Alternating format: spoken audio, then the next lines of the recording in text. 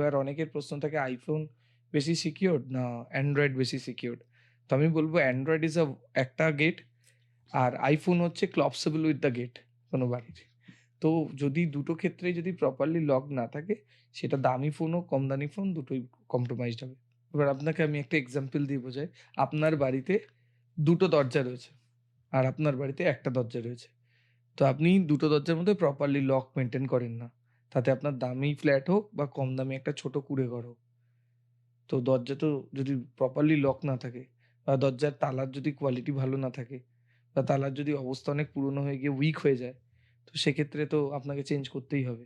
তো সেখানে সিকিউরিটি তো লঙ্ঘন হবে। তেমনি মানে দামি ফোন বা ছোট ফোন বা অল্প দামি ফোন। তো সেক্ষেত্রে ডিপেন্ডিং অন দ্য সিকিউরিটি এবার অনেকের প্রশ্ন থাকে iPhone বেশি সিকিউরড না Android বেশি সিকিউরড? তো আমি বলব Android ইস একটা গেট আর iPhone হচ্ছে collapsible with the gate কোনো বাড়ির।